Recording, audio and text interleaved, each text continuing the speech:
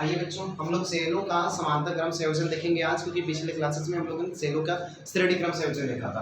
तो हम मान लेते हैं कि यहाँ पे एक पॉइंट ए है और एक पॉइंट वहाँ पर बी है। अगर यहाँ पर बी है, आप जैसा कि जानते हैं कि किसी सेल का अगर सारे एनोड एक बिंदु के साथ तथा सारे कैथोड किसी दूसरे बिंदु के साथ जुड़े हों, मतलब सारे पॉजिटिव वाले, जो बड़ा है सेल का प्लस वाला है टर्मिनल है, जो छोटा है वो निगेटिव टर्मिनल है, तो ये क्या है, उसका आंतरिक प्रतिरोध है, छोटा वाला आर है बेटा।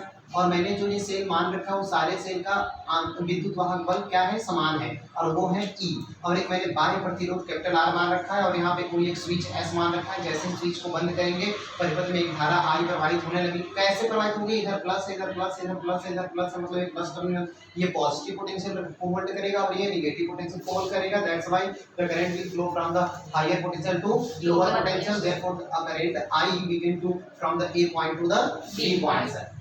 Is that clear everyone? Yes. Okay. Now, तो हम कह सकते हैं कि let us consider there are the n number of cells. कितने सेल जोड़े हैं, मान लीजिए n सेल जोड़े हैं ना, n सेल तक जुड़े हैं। आप कह सकते हैं सर हमें 4 जोड़ना है, 6 जोड़ना है, 10 जोड़ना है, वो आम जोड़ी है ना, जो हम कैलकुलेशन करेंगे उसमें n का वैल्यू उतने रख लीजिएगा जितने सेल लगे रहेंगे। ओके, तो यहाँ पे हमने मान लिया कि n नंबर ऑफ सेल हैं जिनका विद्युत वाहक बल का है छोटा e तथा आंतरिक प्रतिरोध r।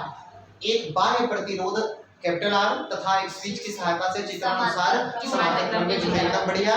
अच्छा, अब सुनेगा, जैसा कि हम लोग जानते हैं कि समांतर क्रम संयोजन में सेलों का विभवांतर किन्हीं दो बिंदुओं के बीच का विभवांतर सदैव समान होता है। इसलिए अगर इस वाले का विभवांतर ई है तो इसका भी विभवांतर ई है, इसका भी ई है, इसका भी ई ही है, ठीक ना। तो इसलिए हम कहेंगे कि परिपथ के लिए बताइएगा कुल विद्युत वाहक बल ना, तो कुल विद्युत वाहक बल अब बराबर लिखेंगे ई, क्योंकि अब लिखना हो तो आप रीजन दे सकते हैं, क्योंकि समांतर क्रम में विभव समान होता है। आप चाहें तो लिख सकते हैं यहाँ पे ना, क्योंकि समांतर क्रम में भी क्या होता है, समान होता है। और हम शॉर्टकट लिखेंगे, आप शॉर्टकट पेपर में नहीं लिखेंगे, नहीं तो शॉर्टकट नंबर मिल जाए तो मैं एतराज जाकर लिख करिएगा। फिलहाल यहाँ बताइएगा, तो अगर मैं कह दूं कि आर जो है ये प्रतिरोध है, आंतरिक प्रतिरोध है, किस क्रम में जोड़े हैं बेटा, समांतर क्रम में। तो समांतर क्रम में प्रतिरोध को जोड़ने का नियम होता है 1/r।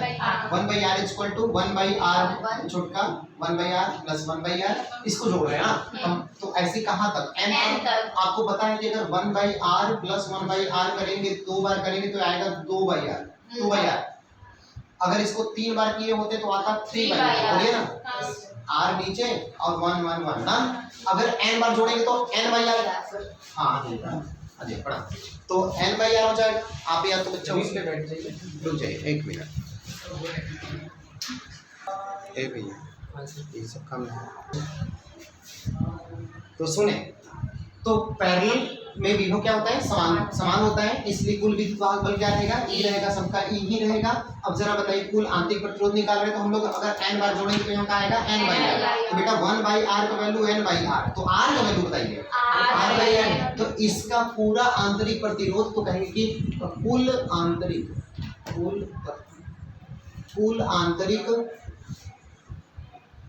प्रतिरोध किसका समांतर क्रम में जुड़े सेलों ना डायरेक्ट कहिए ना, परिपथ का। इसी में ऊपर परिपथ के लिए लिख दिया कि सारी बात उसी के लिए हो रही है ना।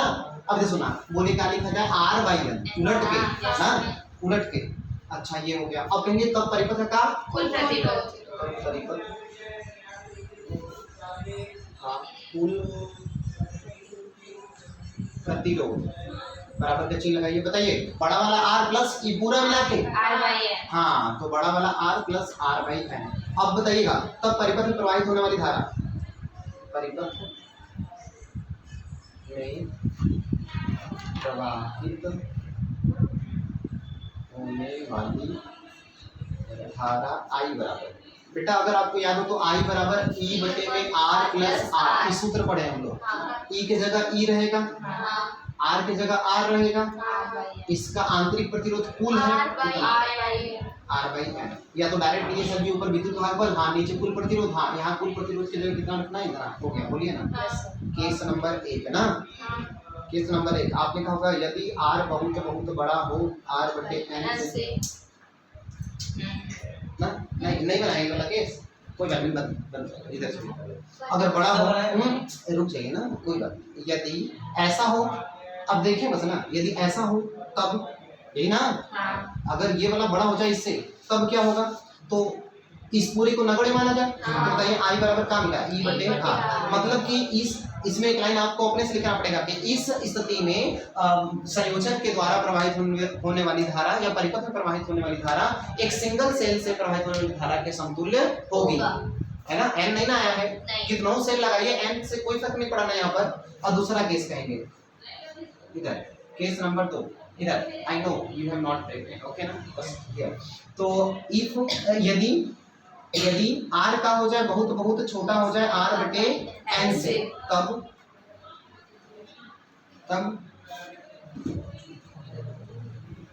इधर, तब बताइएगा।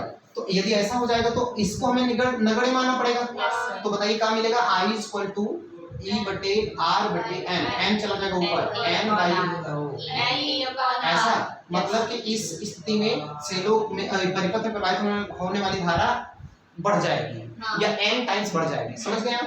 तो ये रहा आपका समांतर क्रम संयोजन, ठीक है।